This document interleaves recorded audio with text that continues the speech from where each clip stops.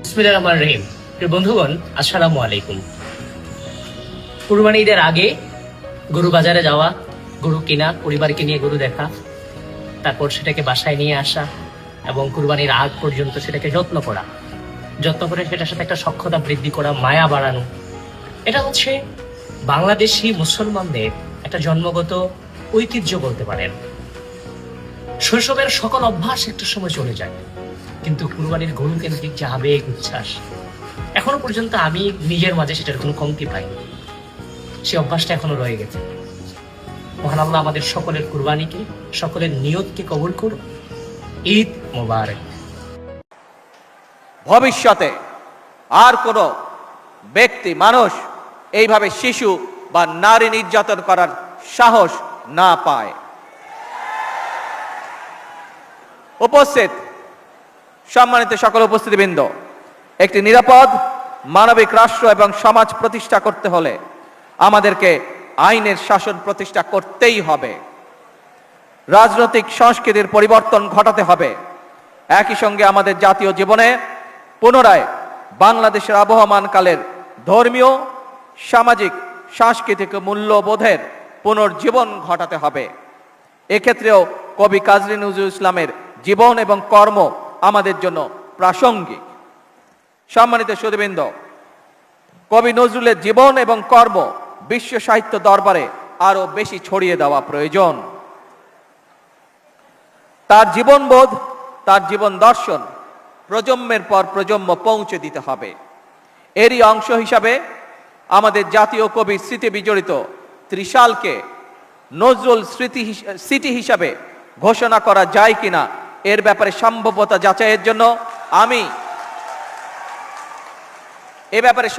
যাচাইয়ের জন্য আমি সংস্কৃতি মন্ত্রণালয় এবং পর্যটন বিভাগের প্রতি আহ্বান জানাবো। উপস্থিত সুধীবৃন্দ, উপস্থিত ভাই ও বোনেরা, বাংলাদেশ ও কাজী নজরুল ইসলাম এক অবিভাজ্য সত্তা। তিনি আমাদের জাতীয় সত্তার সার্থক প্রতিনিধি, আমাদের জাতীয় চেতনার প্রতীক, আমাদের জাতীয়তাবাদের প্রতীকীর।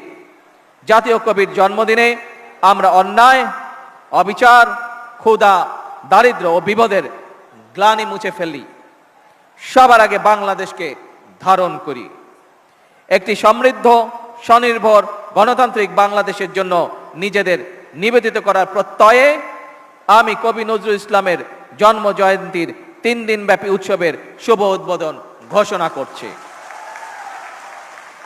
জন্ম জয়ন্তী উৎসবের সার্বিক সফলতা কামনা করে আমার বক্তব্য শেষ করছি। আল্লাহ হাফেজ। বাংলাদেশ। দিনের অভাব পরিলক্ষিত হলে তাদের সম্পর্কে জনমনে আস্থার সংকট সৃষ্টি হয়। এ বিষয়ে অবশ্যই আমাদের খেয়াল রাখা অত্যন্ত জরুরি। আনসার ও ভিটিপির 4টি প্রধান স্তম্ভ, ব্যাটালিয়ন আনসার, অঙ্গীভূত আনসার, থানা বা উপজেলা আনসার এবং ভিডিপি ও টিডিপি, এই প্রতিটি শক্তি সমন্বিতভাবে দেশের নিরাপত্তা ও তৃণমূলের আর্থসামাজিক উন্নয়নে গুরুত্বপূর্ণ ভূমিকা রেখে চলছে। আমি মনে করি এই কাঠামোই বাহিনীটিকে কেন্দ্রীয় এবং তৃণমূল ভিত্তিক শক্তি হিসাবে প্রতিষ্ঠিত করেছে। বর্তমানে 47টি আনসার ব্যাটালিয়নের মধ্যে 16টি পার্বত্য চট্টগ্রামের বিভিন্ন অঞ্চলে নিয়োজিত। বাহিনীর 52,000 অঙ্গীভূত আনসার সদস্যরা দেশের গুরুত্বপূর্ণ অবকাঠামো, সরকারি দপ্তর, আর্থিক প্রতিষ্ঠান, শিল্প কলকারখানা এবং বিদ্যুৎ কেন্দ্রের নিরাপত্তা নিশ্চিত করা সহ বিভিন্ন দায়িত্বে নিয়োজিত রয়েছেন।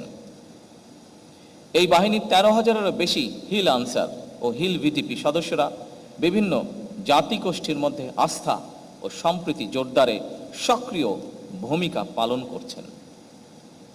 একই সঙ্গে দেশের প্রতিটি ইউনিয়নে একটি পুরুষ ও একটি মহিলা ভিডিপি প্লাটুন বাল্য বিবাহ প্রতিরোধ, নারী নির্যাতন মোকাবেলা ও মাদক বিরোধী কার্যক্রম সহ নানা সামাজিক উদ্যোগে সম্পৃক্ত থেকে জনসচেতনতা বৃদ্ধির কাজ করছে। একইভাবে নগর এলাকায় টিডিপি সদস্যরা শহরে নিরাপত্তা জোরদারে কার্যকর ভূমিকা রাখছেন। ফলে বাহিনীটি কেবল নিরাপত্তা রক্ষা নয়, বরং একই সাথে সামাজিক পরিবর্তনেও গুরুত্বপূর্ণ মাধ্যম হিসাবে নিজেদেরকে প্রতিষ্ঠিত করেছেন। আনসার ভিটিপি নিয়মিত কার্যক্রমের পাশাপাশি প্রযুক্তিগত দক্ষতা বৃদ্ধি এবং কর্মসংস্থান সৃষ্টির ক্ষেত্রেও ভূমিকা পালন যা ইতিবাচক। সঞ্জীবন প্রকল্পের মাধ্যমে গ্রামভিত্তিক উদ্যোক্তা সৃষ্টি, আনসার ভিটিপি উন্নয়ন ব্যাংক এবং ওয়েলফেয়ার ট্রাস্টের মাধ্যমে জামানতবিহীন ঋণ সহায়তা প্রদান এবং কারিগরি ও ফ্রিল্যান্সিং প্রশিক্ষণের মাধ্যমে কর্মসংস্থানের সুযোগ ঘটছে। অ্যাপ জবস অর্থাৎ আনসার ও ভিডিপি জব পোর্টাল সফটওয়্যার এবং এই অ্যাপ্লিকেশনের মাধ্যমে ব্যবহার করে দেশীয় বৈদেশিক কর্মসংস্থানের সুযোগ সৃষ্টিরও উদ্যোগ সময় উপযোগী। একই সঙ্গে প্রবাসী কল্যাণ মন্ত্রণালয় স্বকীয় কর্তৃক প্রক্রিয়াধীন রিক্রুটিং এজেন্সির লাইসেন্স নিয়ে আনসার ওয়েলফেয়ার ট্রাস্টের মাধ্যমে বিদেশে কর্মসংস্থানের উদ্যোগ সদস্যের জন্য সম্ভাবনার দ্বার উন্মোচন করবে বলে আমার বিশ্বাস। বাংলাদেশ আনসার ও গ্রাম প্রতিরক্ষা বাহিনী মানব সম্পদ উন্নয়নকে অগ্রাধিকার দিয়ে জাপানি ভাষা প্রশিক্ষণ, freelancing, digital marketing, 6G welding সহ বহুমাত্রিক ও চাহিদা ভিত্তিক আধুনিক প্রশিক্ষণ কার্যক্রম বাস্তবায়ন করছে, যা নিঃসন্দেহে সময় উপযোগী। এসব উদ্যোগ সরকারের আভ্যন্তরীণ ও বৈদেশিক কর্মসংস্থান সম্প্রসারণ এবং দক্ষ মানব সম্পদ গড়ে তোলার কৌশলগত লক্ষ্যের সঙ্গে সামঞ্জস্যপূর্ণ। একই সঙ্গে এ ধরনের দক্ষতা উন্নয়নমূলক কার্যক্রম সদস্যদের দেশীয় এবং আন্তর্জাতিক শ্রমবাজারে প্রতিযোগিতার জন্য প্রস্তুত করছে এবং বাহিনীকে ক্রমান্বয়ে একটি কার্যকর হিউম্যান ক্যাপিটাল ডেভেলপমেন্ট প্ল্যাটফর্মে রূপান্তরিত করছে। আমি মনে করি এই ধরনের উদ্যোগ ও কর্মতৎপরতা দেশে এবং বিদেশে আনসার ও ভিডিপির প্রাতিষ্ঠানিক সক্ষমতাকে আরও বৃদ্ধি করবে। দুর্যোগ ব্যবস্থাপনায় আনসার ভিডিপি বর্তমানে একটি নির্ভরযোগ্য ফার্স্ট রেসপন্ডার স্বেচ্ছাসেবক বাহিনী হিসেবে জনগণের আস্থা অর্জন করেছে।